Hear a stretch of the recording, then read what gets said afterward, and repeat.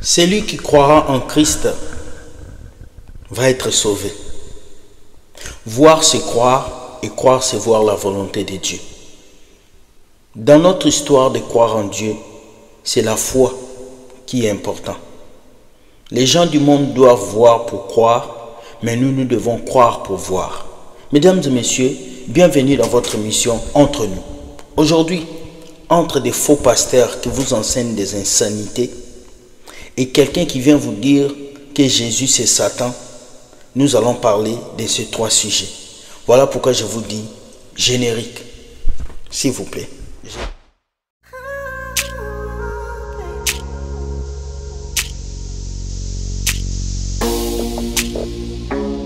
Mesdames et messieurs, dans votre émission Entre nous. Servir Dieu ne doit pas être un fardeau, ni encore un moment pour gagner du pain. Car beaucoup se servent du nom de Jésus pour devenir riches, avoir des maisons, des voitures. Mais Dieu a dit, tu mangeras la sueur de ton front. La première vidéo va vous faire mal parce que cet homme est venu vous dire que le diable qui a été précipité sur la terre, c'est Jésus. Il compare Jésus au diable. Écoutez ce que cet homme dit et nous revenons. Écoutez. Qui est Satan chassé du ciel? C'est important, M. Diaz. Allez-y. En fait, je vous poserai la question. Ok. Allez-y. Satan est chassé du ciel. Bien-aimé, vous êtes en train d'adorer Jésus-Christ.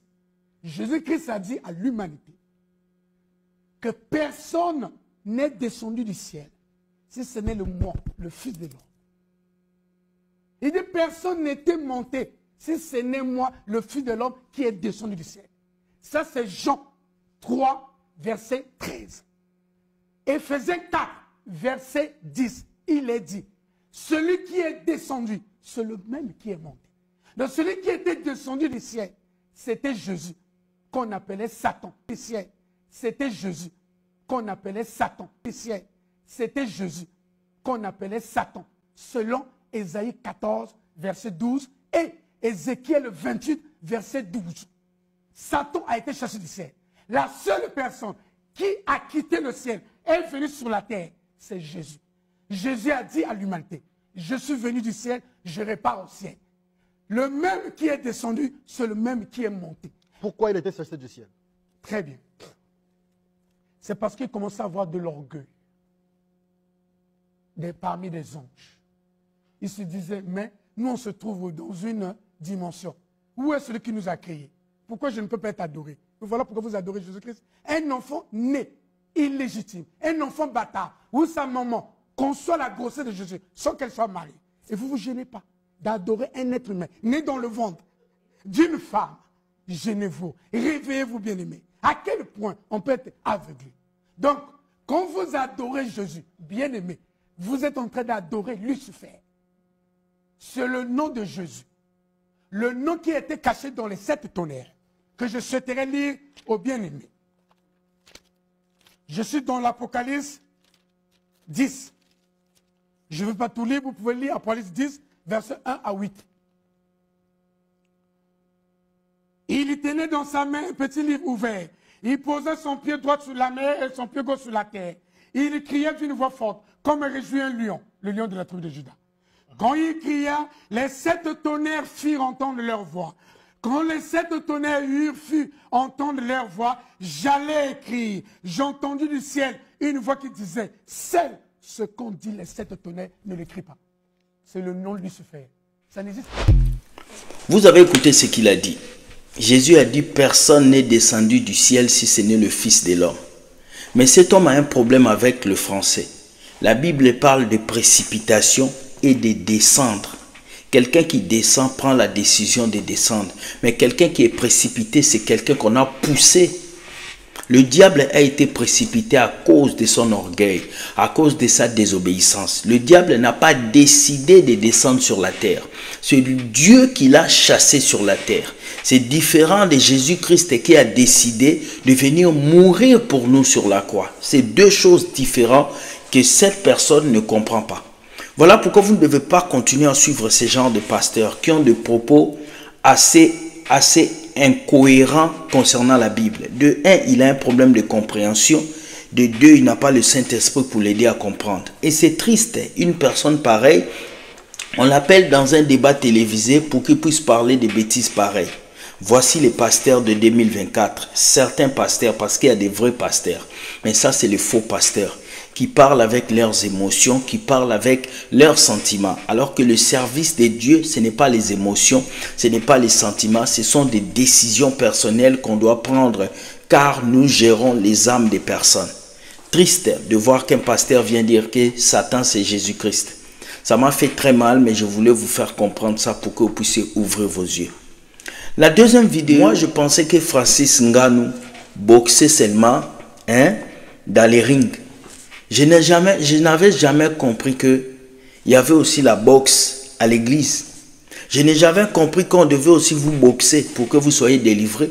Qu'on devait vous boxer pour que la maladie part. Qu'on devait vous boxer pour que vous soyez bénis. Regardez cette vidéo et nous revenons.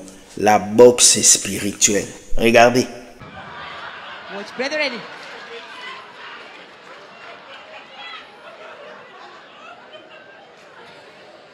Watch this boxing fight between the brother from South Africa and Prophet Samuel Kakande. The brother is defeated. Prophet Kakande is the winner. He wanted to do boxing. He wanted to see whether... Look, are you still there? Are you still there? Are you still there? He's defeated. Are you still there? Watch this fight between Prophet Kakande and the brother from South Africa.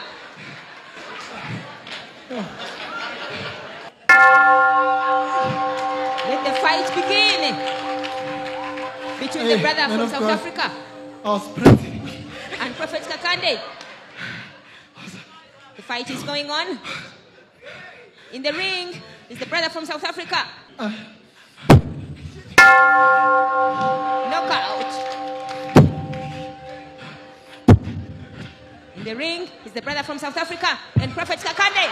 What? I was saying, hey, if the man of God gives me a chance, I might knock him out.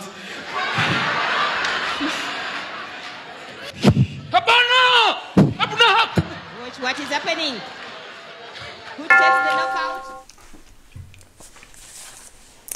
Vous avez vu la boxe spirituelle? Oui. Jésus a dit, nous n'avons pas à lutter contre la chair et le sang, mais nous avons à lutter contre les esprits et les autorités. Mais ces pasteurs-là lisent des Bibles ou pas? Comment tu peux venir faire un tel spectacle à l'église, boxer des personnes spirituellement? Et les gens tombent et l'église est en train d'acclamer. Quel est ce spectacle qui se passe à l'église? Triste, mais beaucoup de gens diront que c'est la puissance de Dieu. Beaucoup de gens diront que Dieu est en train d'agir. Mais Dieu n'agit pas dans le désordre. Vous avez transformé la maison de Dieu en salle de spectacle. Allez à Hollywood, allez tourner des films, soyez des acteurs au lieu de venir dans la maison que vous appelez maison de Dieu pour faire ce genre de spectacle. Alors chrétiens, vous devez ouvrir vos yeux. Vous ne devez pas laisser ces pasteurs se comporter comme ça devant vous. Je suis dans une église où un pasteur fait ça, je me lève et j'ai dit au pasteur d'arrêter. Parce que ces êtres humains que vous êtes en train de jouer avec, ce sont des âmes, des enfants de Dieu. Et vous allez rendre compte devant Dieu. Voilà pourquoi chaque jour nous venons ici vous le dire. Regardez ce qu'on vous fait. On vous boxe à l'église. Et ils appellent ça la boxe spirituelle pour chasser vos démons. Chrétien, est-ce que Dieu t'a créé pour qu'on puisse jouer avec toi comme ça? Dieu t'a créé pour qu'un pasteur puisse te boxer de telle manière? Non. Réveillez-vous, enfants de Dieu. Je suis tellement peiné quand je vois ce genre de vidéos que je me dis, qu'est-ce qu'on doit faire pour que ce peuple puisse comprendre? Parce qu'on a tout dit, mais vous continuez toujours à suivre ces faux pasteurs. C'est triste, mais qu'est-ce qu'on va faire? On viendra toujours vous ouvrir les yeux avec ces vidéos. La première vidéo nous amène aux États-Unis où ce pasteur a dit quelque chose de terrible. Je n'ai pas voulu vous mettre toute la vidéo, ça va prendre beaucoup de temps. Mais vous allez écouter seulement la partie dont il a parlé et vous allez comprendre. Écoutez cette vidéo. Honestly believe this, that the reason why Jesus hadn't come is because people are not giving the way God told them to give. You see what I'm saying? I mean, when you understand it, you can speed up the time.